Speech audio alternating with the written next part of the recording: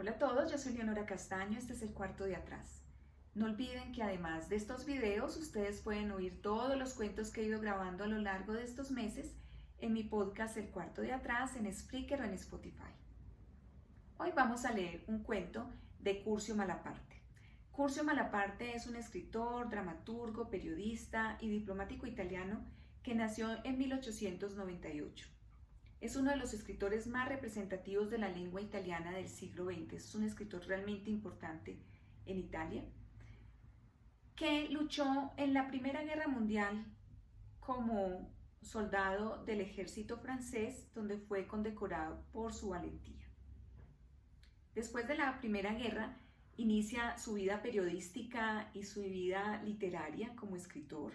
Él logra escribir varias novelas, unas novelas bastante importantes, cuentos, relatos, algunas obras de teatro como dramaturgo. Y durante todo ese tiempo fue políticamente muy activo, formó parte del partido fascista y ya en los 40 empieza a ser, aunque siendo del partido fascista de Mussolini, empieza a ser crítico de Hitler, lo que le obliga a tener un exilio obligado, un exilio interno en una isla italiana. Con el tiempo abandona Italia en la guerra y regresa ya terminada la guerra para continuar toda su vida literaria hasta su muerte en 1957. Hoy vengo a leerles un cuento que forma parte de este libro que se llama Relatos Escogidos, que me regaló mi amigo Enrique Santander y hace tiempo, y quiero hoy leerles uno de estos cuentos que se llama El Jardín Perdido, y dice así. Desde niño, la idea de la muerte me ha dominado, y solo en estos últimos años he logrado liberarme de esa dulce y cruel esclavitud. Aunque esa idea fija me haya ayudado a vencer los múltiples peligros de mi naturaleza, haciéndome, como ya soy, un hombre más descontento de sí que de los demás, no sé perdonarle haber sido la compañera más querida y el más triste tirano de mi infancia. Esa idea fija, más que un verdadero y propio temor a la muerte, era la dolorosa convicción de que solo yo, en un mundo de inmortales, estuviese destinado a morir. Los otros vivirán eternamente, me repetía. Solo yo moriré. Y el sentimiento de aquella injusticia me atormentaba y me abatía hasta tal punto que me sustraía con tímida repugnancia a las caricias de mi madre y a los juegos inocentes de mis hermanos, refugiándome en una taciturna y esquiva melancolía, cuya secreta desesperación ni siquiera mi madre intuía. A causa de ese temor que tienen los niños de ser continuamente castigados o medicados por los adultos, que consideran la tristeza de los niños una especie de culpa o de enfermedad, yo intentaba justificar con toda clase de pretextos pueriles mi instintiva repulsión hacia los juegos y los afectos.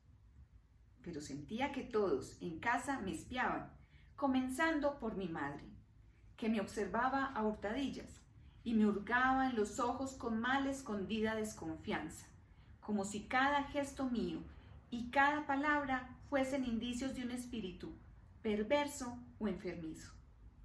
Aquella sospecha materna, aquella falta de indulgencia y más tarde de piedad, por la que me sentiría rodeado desde entonces, habían hecho nacer en mí poco a poco el propósito de huir de casa y de ir a vivir en un bosque.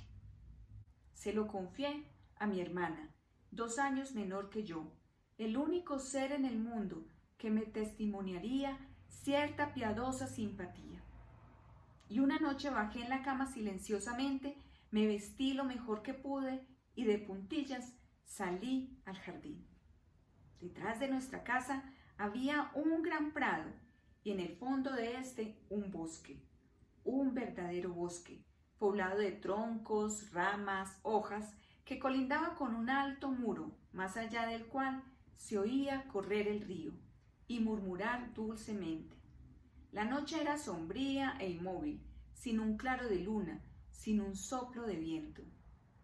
Caminaba por aquel prado, entraba en aquel bosque, pero el rumor del río que de repente me alcanzó me pareció tan tenebroso, tan amenazador, que me detuve, jadeando, permanecí atento y agachado con el corazón helado y las piernas temblorosas. Volví sobre mis pasos y aplacé la fuga para una noche de luna. Mi madre se había dado cuenta de mi intento y sin decirme nada había ordenado a los sirvientes que me vigilaran. Pero llegaron las vacaciones de verano y un día mi madre me llamó y me dijo: «Tu hermana me lo ha contado todo. Si quieres huir de casa e ir a vivir en el bosque, yo no tengo nada en contra». Tenía 10 años y no comprendí cuán sabia era mi madre. Una mañana me levanté temprano, abracé a mi hermana con lágrimas en los ojos y salí sin ser visto. O al menos así creía. Me fui, pues, a vivir en el bosque más allá del prado, detrás de nuestra casa. Al principio no pude sustraerme a una especie de feliz miedo, a la idea de pasar el resto de mi vida entre aquellas húmedas y gruesas hojas, y rocas, y árboles, y sonidos de fuentes por doquier, ahogados por un tupido verdor.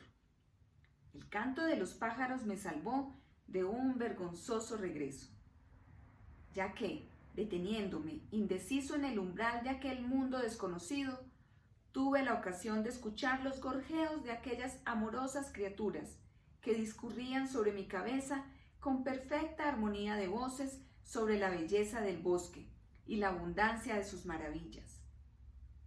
Tal era la dulzura de aquellas voces que súbitamente me reconcilié con los misterios de la naturaleza y, penetrando sin más temor en la maraña de hojas, ramas y matas, pronto terminé por convencerme de estar extraviado en aquel verde laberinto. En el fondo del bosque había una choza donde el jardinero colocaba los azadones y los rastrillos. Me acomodé lo mejor posible allí adentro, agradeciendo a la providencia haberme hecho encontrar en aquella humilde choza cosas que jamás había visto allí: un catre, algunas sábanas, 2 mantas, una palangana, una jarra para el agua e incluso jabón y toallas. Inmediatamente me puse a explorar el bosque, fingiendo no haber entrado en él nunca antes de aquel día, y maravillándome sinceramente de no haberlo visto nunca tan extraño y tan misterioso. En principio, aquella soledad me resultó sibilina y altiva, y necesité de una extrema y atenta delicadeza para entrar en confianza con ella. En aquello que en un primer momento me había parecido un profundo e inhóspito silencio, poco a poco logré distinguir el zumbido de los insectos, el rumor de las aguas y del follaje, la ondulante respiración de la hierba, toda la variada y sorprendente música del bosque vivo. Pasé el primer día así, vagando entre los árboles y las malezas de espinos, y el único ser humano con el cual me encontré fue mi hermana, que alrededor del mediodía vino a traerme de comer. Le dije que estaba encantado con aquella vida tan agreste, y le juré que no regresaría nunca más a mi casa. Mas apenas la sombra azul turquesa de la noche oscureció el cielo sobre los árboles, aquella soledad que durante el día me había parecido placentera y acogedora, se me volvió enemiga. Pasé la noche con miedo y el alba me encontró finalmente con los ojos abiertos. Me consoló, me humedeció los párpados y los labios con un sueño leve y desmemoriado. Cuando me levanté, el sol brillaba ya en lo alto. Un cesto con alimentos estaba allí sobre una silla, y la idea de que mi hermana me hubiera sorprendido mientras dormía plácidamente me hizo sonreír, pareciéndome que mi sueño era la mejor prueba de la felicidad de mi nueva existencia. Vagué por el bosque hasta el crepúsculo, y apenas salió la luna, advirtiendo que el aspecto de las cosas variaba según la luz, y que la razón de mis terrores nocturnos estaba en las apariencias y no en las cosas, me puse a comparar el bosque con lo que se me mostraba de día y a tratar de reconocer en aquellas plantas y piedras argentadas por la luna y que se difuminaban en dulces reflejos opacos, las mismas que había visto iluminadas por el sol y cegadas por las sombras. Tanto que en breve fue posible se me hicieran más familiares los lugares más tenebrosos y los más alucinantes fantasmas de árboles y arbustos. Aquella noche dormí en un mundo amigo. Desperté con una placentera sensación de libertad y de alegría, y por primera vez desde que tenía uso de razón, aquel oscuro temor a la muerte, que hasta entonces nunca me había abandonado, me pareció la evocación de un sueño desagradable, la sombra de una edad dolorosa ida para siempre. Pero cuando ya creía que era aquel el primer día de mi libertad, el enemigo penetró en el bosque y destruyó el encantamiento. Me había puesto a imitar con una brizna de paja entre los dientes el tenue silbido de un animalito que aún no había logrado descubrir entre la hierba, cuando me pareció que algo se movía arrastrándose bajo un arbusto. Estaba sentado a la orilla de un dorado arroyuelo de sol, que goteando entre las ramas y a lo largo de los troncos de los árboles descendía hacia el espacio dejado por un pequeño claro. Y he aquí que sale a mirar el arroyuelo de oro, donde flotaban azules sombras de hojas, una pequeña víbora lenta y cautelosa, con brillantes reflejos de acero. No pudiendo huir del repentino miedo que me había helado las venas, permanecí mirando fijamente la menuda serpiente, sin ni siquiera osar moverme, hacer un gesto y de alguna forma defenderme. El bochorno del mediodía había adormecido el bosque y apagado todas las voces. Aquel pavoroso silencio no era nuevo en la naturaleza. La tierra le debía su primera maldición y los hombres su primer terror. Desde que en la feliz selva paradisíaca los pájaros habían callado de repente sobre las ramas y los frutos de los árboles se habían podrido de pronto, cayendo por doquier con sordos rumores sin que el aire moviese el follaje, aquel silencio, aquella inesperada inmovilidad en el gran movimiento armonioso de la tierra aún virgen, habían sido el presagio de una inminente condena. El deslizarse cauto y lento de la bestia a los pies del árbol había anunciado que de los hombres felices e inconscientes nacería la humanidad, herida y orgullosa. Casi un remordimiento por los próximos desengaños y una infelicidad sin remedio. La serpiente había profanado la gran paz benigna de los bosques, y la inocencia de la tierra había sido contaminada con su sola presencia. Cada humilde criatura había conocido la soberbia, y el pudor se había transformado en sospecha. Con el pesado y adherente esplendor del sol, que doraba hasta la médula, madurándolas, las cosas recién creadas y aún acerba, había comenzado a mezclarse la sombra violeta del ocaso. Los mediodías habían muerto para siempre, así como los altos mediodías resplandecientes e inmóviles sobre la tierra bendita.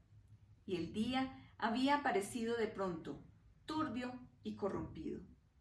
Cada criatura había presentido súbitamente que tenía que morir, y el hombre se había aproximado a la mujer en busca de consuelo. Sin embargo, había recibido, y con engaño, la muerte.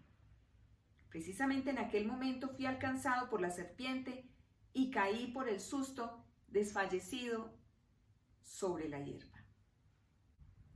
Después me dijeron que había sido salvado por mi hermana, que, inocente y piadosa, habiendo venido también aquel día con el acostumbrado cesto de alimentos preparados por mi madre, me había encontrado tendido por tierra como muerto, y había corrido hasta la casa en busca de ayuda. Ninguno de los míos supo nunca nada de la víbora, ya que siempre tuve el cuidado de no decir nada, pareciéndome que el suceso tuviese en sí algo de misterioso. Solo unos años después, al volver a pensar en ciertos casos extraños de mi infancia, tuve la súbita revelación de aquel misterio por el nombre de mi hermana, que se llama María. Y hasta aquí va el cuento.